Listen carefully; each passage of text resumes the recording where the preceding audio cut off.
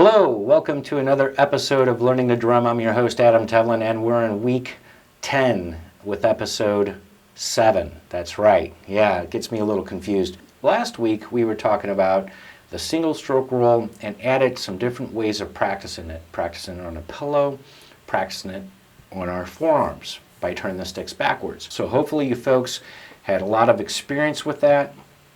How much should I do, Adam, a day?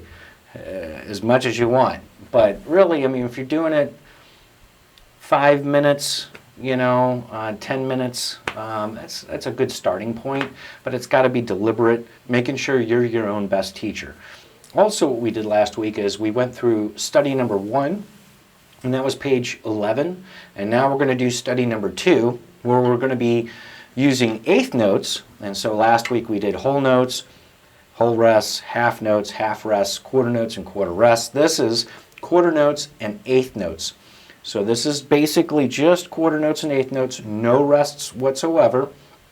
And it gets you to understand the difference between quarter notes and eighth notes. Remember, eighth notes are twice as fast as the quarter notes.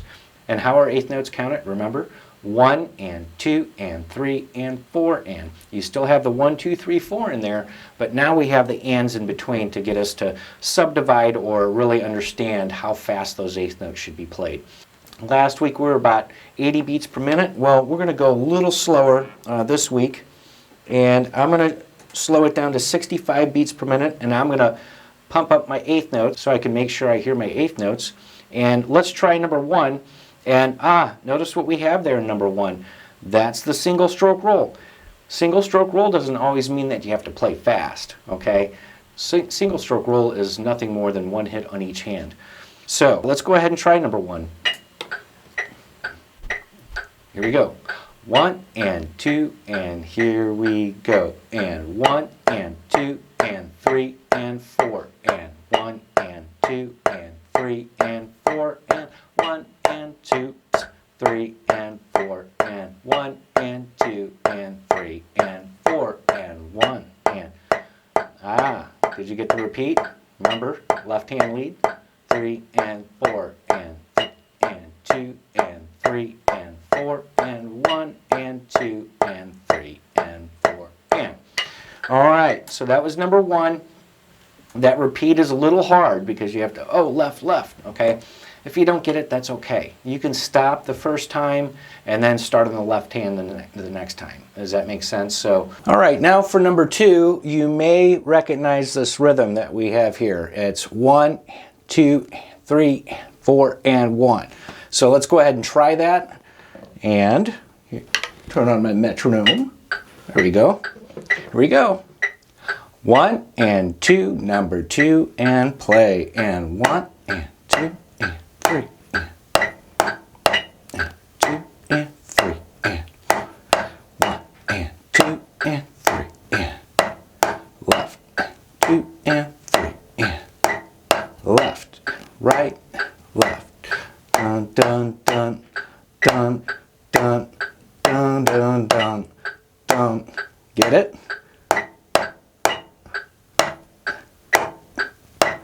All right, cool. How did that one feel?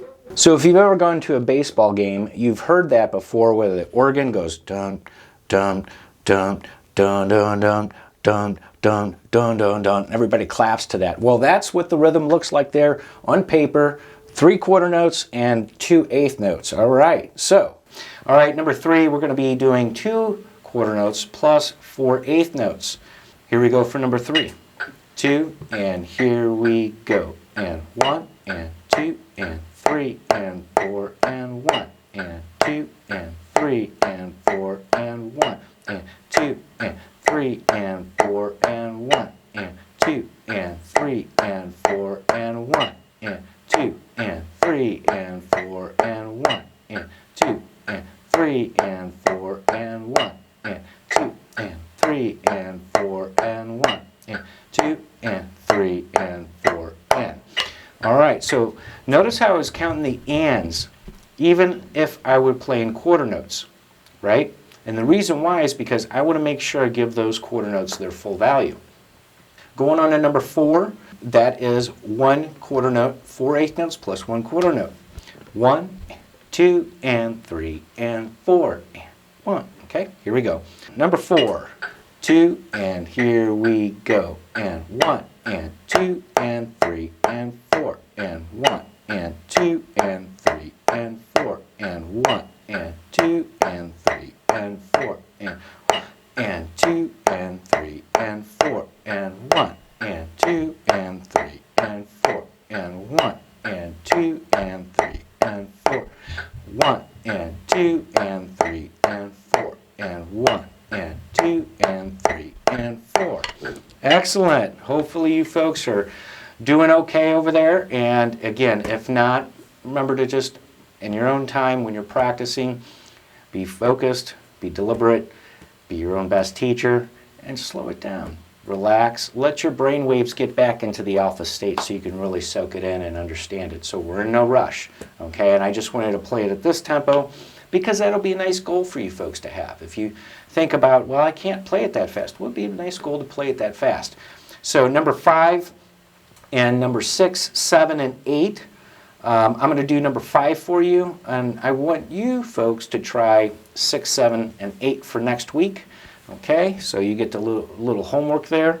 Here we go. Number 5, 2, and here we go. And 1, and 2, and 3, and 4, and 1, and 2, and 3, 4, and 1, and 2, and 3, and 4, and 1, and 2, and 3, and 4, and 1, and 2, and 3, and 4, and 1, and 2, 3, and 4, and 1, and 2, and 3, and 4, and 1, and 2, and 3, and 4. And okay, hopefully that felt okay for you, and hopefully you're understanding the difference between eighth notes and quarter notes. Remember, the quarter note is the beat in 4/4 time, and the eighth notes are just twice as fast. So make sure you say 1 and 2, and make sure you count. All right, now we're going to go ahead and flip the page, and next week you're going to be doing 6, 7, and 8 on your own over the week, but then we're going to play it next week together. Take your time. Let's flip the page now to page 13, and this is the accent exercise on one hand. Remember last week we were going to learn it, but I figured, no, I got to teach these other methods of practicing the single stroke roll. So accent exercise on one hand is going to get you to control your taps and downstrokes a lot better than probably what you can do now. So if you notice that you see the very beginning, that first note has that sideways V that we call an accent. Remember, that is going to be played louder than the rest of the notes. And of course you want to make sure that if your accented notes, let's say, are 10 to 12 inches in height, your non-accented notes are actually going to be an inch in height. The bigger the contrast, the better. And that's what you want. Remember we were talking about with that drum set groove. Okay? So this is going to help you out with that, all right? I'm going to start out slow. This has to be ultra slow. And, you know, I was thinking maybe 60 beats per minute be good, but you want to go slower because it's just going to be that hard for you to differentiate between the accented notes and the taps, or the downstrokes and the taps, okay? So here it is at 45 beats per minute. Yes, that's good. All right. And notice here, we'll stop that. Notice the trend here, okay? Adam, there's a lot of accents. I'm going to get lost. One thing that you can remember is that on the first measure, you have 1 of every 4. 1, 2, 3, 4. 1, 2, 3, 4. On the second measure, you have 1 of every 3. 1, 2, 3. 1, 2, 3. And then the last one is just a 1, 2. 1, 2. Okay? So those two measures is 1, 2, 3, 4. 1, 2, 3, 4. 1, 2, 3. 1, 2, 3. 1, 2, 1, 2, 3, 4. 1, 2, 3, 4. 1, 2, 1, 2, 1, 2, 1, 2, 1, 2, 3, 4. 1, 2, 3, 4. 1, 2, 3, 1, 2, 3, 1, 2, 2, 3, 4. 1, 2, 3, 4. 1, 1, 1, 1, 1. When you get up to that part, the last 5 notes, that eighth bar there, you want to make sure it's all out. And that last stroke is going to be a downstroke back to your set position, okay? But the first 4 strokes are going to be free strokes, so you can let it all go, okay? All right, so we're going to go slow, and if you can't keep up, that's okay. You got this on recording. You can go back and watch it again. 2, 1, and 2, and here we go. And 2, 3, 4. 2, 3, 4. 2, 3. 2, 3. 1, 2. 2, 3, 4. 2, 3. 2, 2. Oops.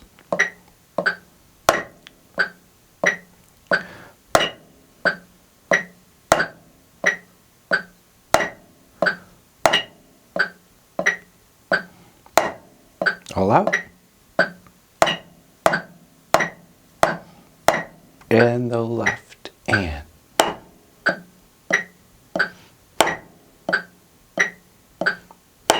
Two, three.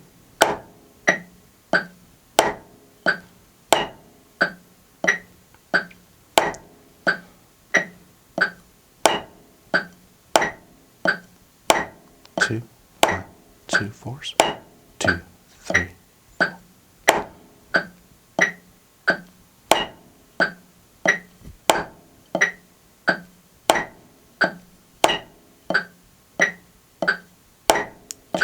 All out. There it is. You might even have to go slower than that. I've had students to where I had, okay, let's go real slow. So I'd go 1, 2, 3, 4, and that's what they were. That's where they were at, and that's okay, you know. And you just have to take it at your own pace and make sure that you're being your own best teacher and playing with that metronome. So did you notice the difference though between the snaps, and I call them snaps because it's really, that's kind of what you're doing, is snapping the stick down on that controlled stroke or downstroke, right? But then the difference between those controlled strokes and taps, right? So remember, I let that downstroke, that energy go right through me. And we saw that clip a couple episodes ago, right? And then after I make that snap or that downstroke, I relax and I just do my taps. So I don't have to keep tense and try to do my taps, right? So you want to go relax, relax, relax, relax, relax. Okay? Okay, same thing with the left. I do my downstroke, then I relax, okay? Because really those taps are really free strokes, right? Remember that? We talked about that, okay? So all I'm going to do is relax. And that's the same thing with drum set players when they're doing their backbeat, that loud snare hit, and then those ghost notes in between. That's the important thing to do, is to relax after that. Okay? So that is the accent exercise on one hand. And I'll play it faster so you can hear what that's going to sound like. We were at 45 beats per minute. I recommend even going slower if you have to, but I'm going to go up to our magical 80 beats per minute. I don't like that. Let's go a little bit higher. So we're going to do it at 90. If you can't get there, that's okay. As a matter of fact, I prefer you to do it slow at first and making sure that you're keeping that form, that gelatin mold, and that's what we're trying to establish. I mean, if we're strict with our movements at the beginning and then relax them over time, that'll enable you to retain that form, but of course move and breathe with the groove. But here we go at 90. Ready? 1 and 2, and here I go. And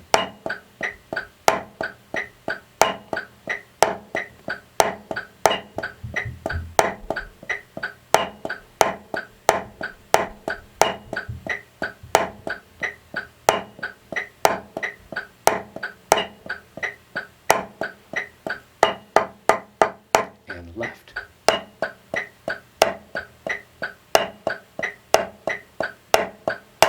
Oops.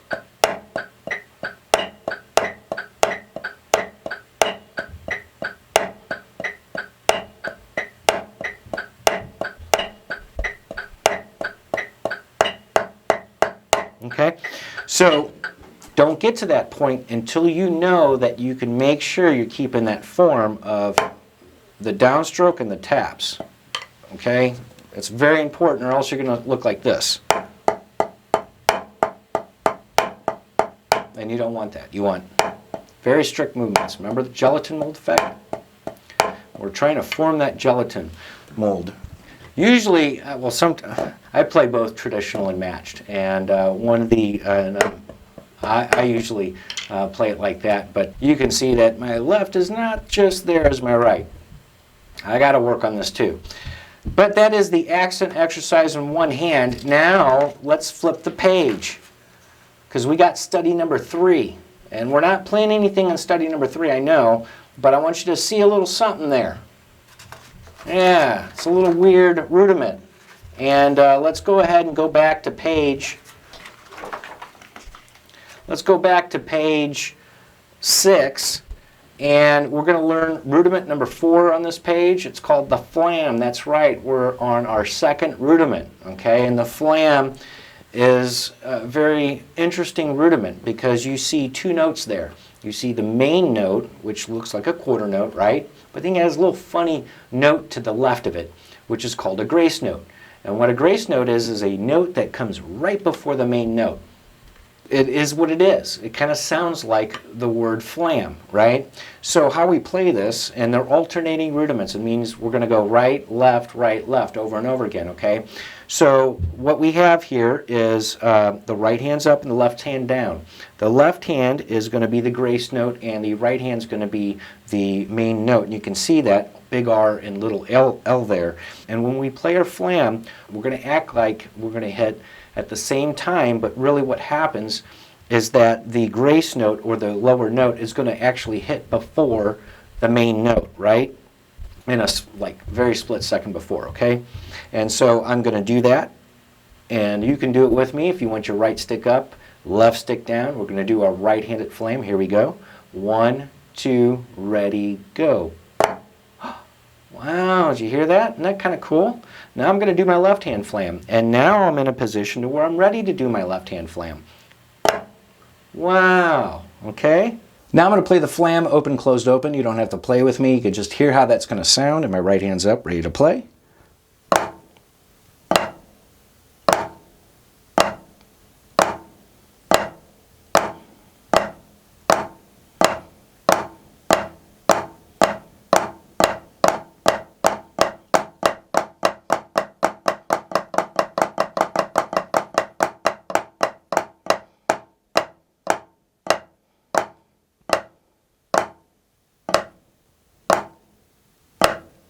Now, my right hand's up if I wanted to play another right-handed flam, but that is open, closed, open. Now, there's different ways of the flam could be interpreted, and what I mean by that is typically in drum corps, the flam tends to be a little bit more closed.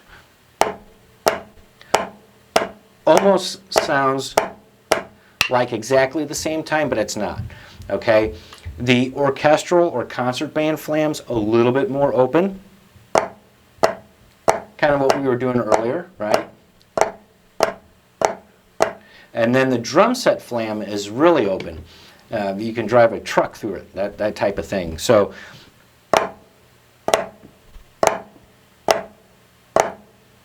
you can hear that grace note now farther apart from the main note. And so when you're playing drum set, we're not in a drum set, I understand, but as we do get into those episodes, when we do play drum set and we do play flams on the drum set, it's got to be open. Boom, boom, boom, boom, boom, boom, boom, right? So the famous Blickum fill there. So those are flams. Now what we did earlier with the accent exercise on one hand, that's going to help us out with our flams. How so? Well, let me silence one of the hands when I'm playing consecutive flams, and you're going to see what kind of strokes we're doing. Ready for the right hand flam? Left hand. Oh, okay. See what I'm talking about? Taps and downstrokes. So an accent exercise in one hand, the stroke right before the accent is called a tap up stroke, right? There we go for the next. Okay, same thing with the flams. I'm doing a tap up stroke, and then I'm downstroke, tap up stroke, downstroke, tap up stroke, downstroke, tap up stroke, downstroke, tap up stroke. Right? Okay, so those are flams, and make sure you take your time with it. Silence one of the hands. Get used to it. But I would practice the accent exercise first and get used to that, then go work on your flams. So we know our single stroke roll, and we know flams now. We know how to play eighth notes and quarter notes. You're going to do 6, 7, and 8 on your own for next week. We're going to play those together. And make sure you still work on the 8/8/16. That'll be a nice starting point when you start to practice.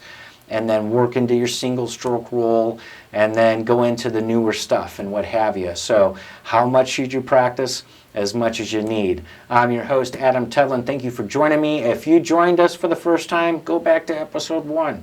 Don't do yourself a disservice. We'll see you next week, and always remember to keep swinging those sticks.